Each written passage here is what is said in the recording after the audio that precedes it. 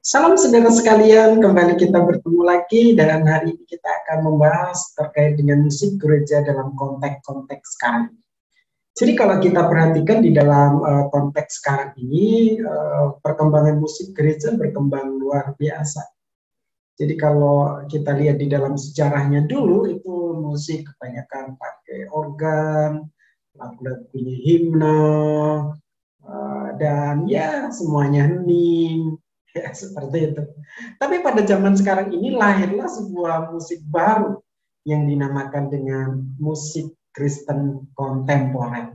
Di mana kalau kita lihat itu hampir mirip dengan musik-musik sekuler, di mana full band semua ada di sana dan bentuk-bentuk lagunya pun mirip lagu-lagu pop, lagu-lagu slow rock yang sebenarnya dari sisi musiknya itu sepertinya sama seperti musik-musik sekuler yang saat ini berkembang.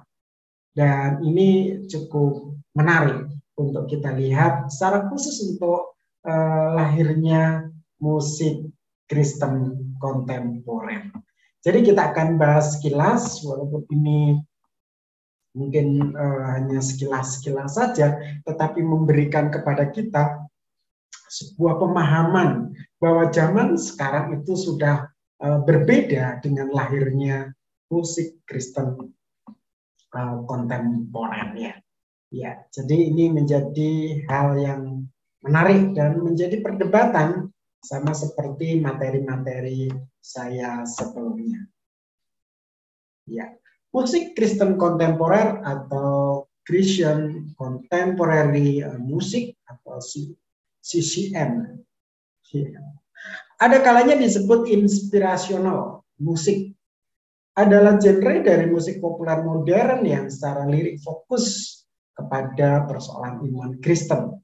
Saat ini istilah tersebut khusus digunakan mengacu pada musik kontemporer yang digunakan dalam seremoni ibadah Kristen. Jadi kalau kita lihat di dalam peribadatan kita, itu sekarang itu ada peribadatan yang memang masih pakai pola lama, yaitu dengan musik organ dan lagu-lagu himne. Tetapi ada yang baru, yaitu sudah masuk dalam penggunaan musik ya kontemporer, ya seperti itu.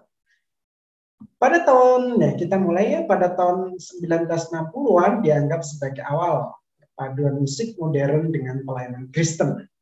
Bentuk musik yang dipelopori didukung oleh para musisi Kristiani yang memiliki kerinduan menjangkau anak muda, memperkenalkan Yesus melalui musik yang bergaya sekuler.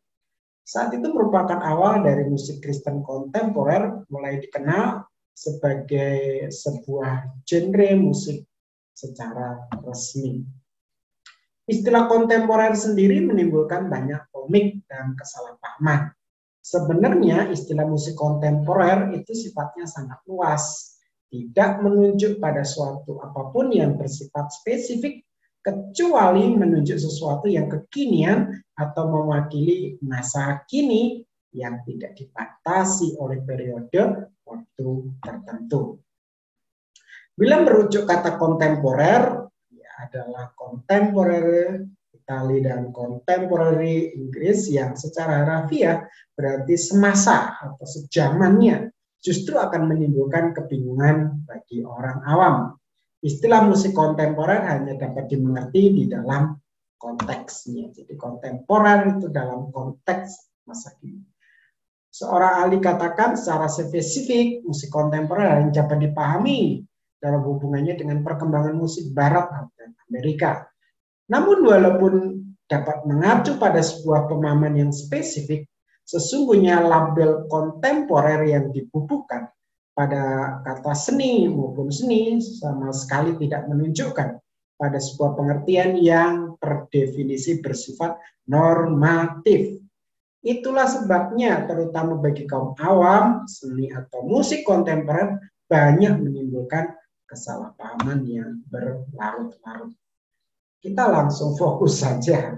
Musik Kristen kontemporer lahir akibat munculnya sebuah gerakan bagi Jesus Movement di California Selatan yang sangat mempengaruhi rakyat Amerika dalam menghadapi kekacauan akibat perang Vietnam, pembunuhan Presiden Kennedy, rakyat Amerika sudah dikecewakan dengan kedamaian, kasih keterbukaan palsu. Demikian juga ya itu ditulis oleh John Fisher, seorang kolumnis majalah Christian Contemporary Music. Jadi kalau kita lihat nih, rakyat Amerika sudah dikecewakan. Katanya ada kedamaian, tapi kenyataannya tidak ada kedamaian. Juga dikecewakan dengan kasih dan keterbukaan palsu. Kekristenan yang diperbarui memberi jawaban-jawaban kepada mereka yang lapar. Yesus menjadi sosok yang menyelamatkan bagi kalangan kaum muda hipis Amerika yang saat itu sangat dekat dengan kehidupan seks, bebas, narkoba, politik radikal. Mereka diubahkan hidupnya menjadi fokus pada Yesus. Dalam situasi yang seperti itu, akhirnya kekristenan memberi jawaban dengan kehadiran Yesus sebagai penyelamat.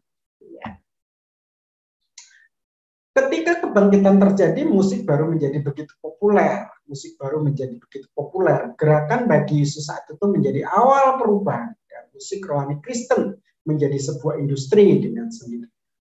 Tahun 70-an ditandai sebagai tahun di mana pengaruh musik rock telah ada di level musik gereja. Gaya musik rock yang menjadi begitu familiar di masyarakat, ritme rock yang berlebihan menjadi berkurang. Ya, disesuaikan ya. Dalam konteks tahun 70-an sudah mulai masuk ya musik-musik kontemporer, musik-musik umum, ya, rock, pop, dan semuanya sudah mulai masuk. Ya. Di dekade 70-an juga mulai bermunculan grup-grup musik Kristen yang mengaku bahwa Tuhan telah memakai mereka melantunkan musik yang baru bagi kemuliaan namanya. Di sini ada beberapa tokohnya. Ya, di sini ada Randy Matthew, Barry McCarthy, yang telah menginspirasi dan mempengaruhi dengan nyanyian baru bagi kemuliaan Tuhan. Juga ada artis-artisnya di sini.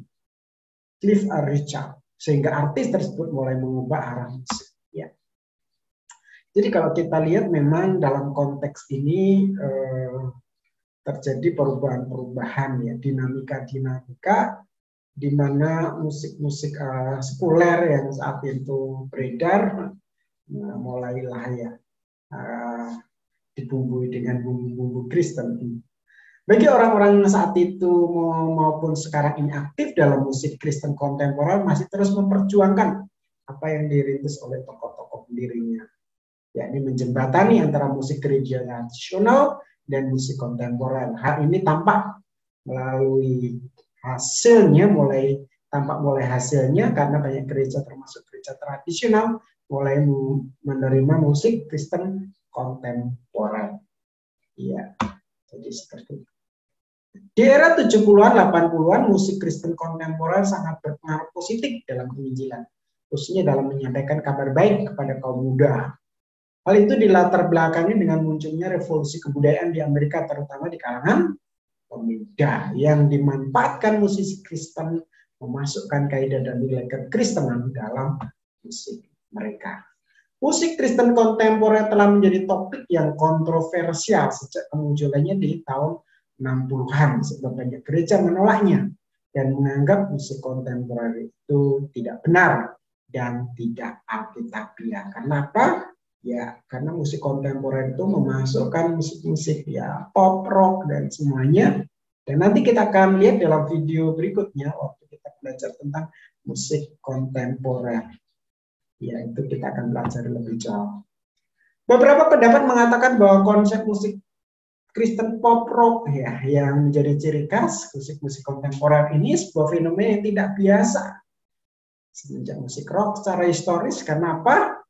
Ya karena memang secara historis musik-musik itu ya itu selalu diasosiasikan dengan tema-tema seperti seks bebas, pemberontakan, narkoba, narkotika, penggunaan alkohol, dan tema-tema itu bertentangan dengan ajaran kekristenan.